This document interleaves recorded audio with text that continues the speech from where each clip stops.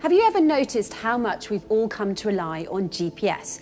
It's on our smartphones, built into our cars, and some people even use GPS trackers to track their luggage and laptops while travelling. It's everywhere. So many elements of our modern world rely on GPS or the global positioning system. The most famous two examples are driving and flying. In his book Pinpoint: How GPS is Changing Technology, Culture and Our Minds, Greg Milner asserts that the pervasiveness of GPS has led to many new applications for the technology, but also some unforeseen dangers such as death by GPS. The author argues that the very way in which we think has been affected by GPS. The author cites a recent example, a Canadian couple on their way to Las Vegas who followed their GPS's directions and took a detour into a remote part of Nevada. They didn't tell anyone where they were going, and soon they were stranded in the wilderness. One of them died looking for help. The other managed to survive for 50 days before being rescued. Milner says, whenever anyone hears one of these death by GPS stories, I find that the first thing you ask is, what was going on in their heads? How could this happen? One way to look at it is by what cognitive scientists and psychologists call the cognitive map. That's our sort of innate, ingrown ability to understand our surroundings and where things are in relation to other things. Now, as anyone who uses GPS to get around, especially in a strange area, knows, you don't need that part of your mind to really do that. You don't need context, you just need to follow those directions. And so as a consequence, you don't really have to know whatever's going on around you. Then the author goes on to say some have even expressed concern that the ubiquity of GPS is changing the way modern people think. The author concludes his article by sharing some sage advice. Essentially, I think what's happening is that we're losing our ability to have broad cognitive maps. When you looked down at a map, you had like a sort of bird's eye view of where everything was in relation to everything else.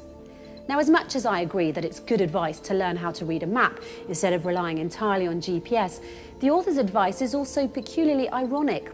Why do I say this? Because the author is implying that by having a bird's eye view of where we are, like birds have, this will reduce our dependence on GPS and strengthen our internal cognitive maps. But this advice is quite simply contradictory because birds actually fly following a GPS. That's right, scientists have discovered some interesting developments in studying how birds navigate. For centuries, scientists struggled to find out how migratory birds can reach the same spot each summer and winter, generation after generation, without getting lost. Can they navigate? The answer is no. Rather, birds are controlled by a GPS. Similar to the autopilot modes in our various means of transportation, birds navigate, detect the directions, and follow a certain route in the sky using their GPS. That GPS unit in your car is certainly clever technology, but pigeons beat you hands down. They have GPS built right into their brains. Researchers like Lee Qing Wu and J. David Dickman at Baylor College of Medicine have spotted a group of 53 cells within a pigeon's brain that respond to the direction and strength of the Earth's magnetic field. The question of how birds navigate using, among other signals, magnetic fields is the subject of much debate. These new GPS neurons seem to show how magnetic information is represented in birds' brains. According to Wu and Dickman's study, neurons in the brains of pigeons encode the direction of the Earth's magnetic field, endowing the birds with an innate internal GPS system, which surprised the researchers most of all. There are many YouTube series hosted by super enthusiastic and slightly eccentric quantum physicists that explain that birds use quantum mechanics to develop their navigation systems. One of these YouTube series is hosted by Jim Al-Khalili, a professor of theoretical physics and of public engagement in science at the University of Surrey in Great Britain, and author of several popular science books. He appears regularly on radio and television. In 2007, he was awarded the Royal Society Michael Faraday Prize for Science Communication.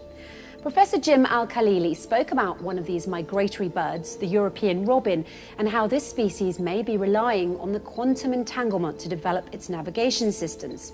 He said what's becoming increasingly clear is that the humble European robin finds its way south from Scandinavia to the Mediterranean every winter by following and seeing the Earth's magnetic field, and it does this with special molecules, light-activated proteins inside its retina called cryptochrome.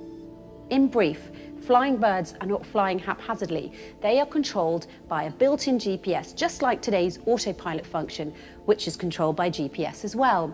Science proves that the birds navigate by following and seeing the Earth's magnetic field as a guide.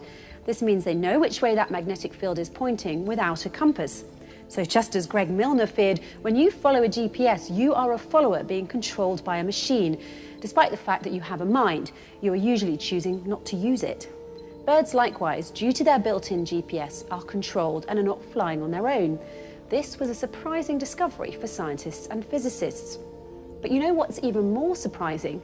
The Holy Quran, which was written 1400 years ago, told us that it is one of God's signs that the birds in the sky are controlled. In chapter 16, verse 79, the Quran says, "Do they not look at the birds? They are controlled in the air of the sky. Nothing holds them aloft but the power of Allah. Verily in this are signs for those who believe." It seems Albert Einstein was right when he said his famous line, "God does not play dice with the universe."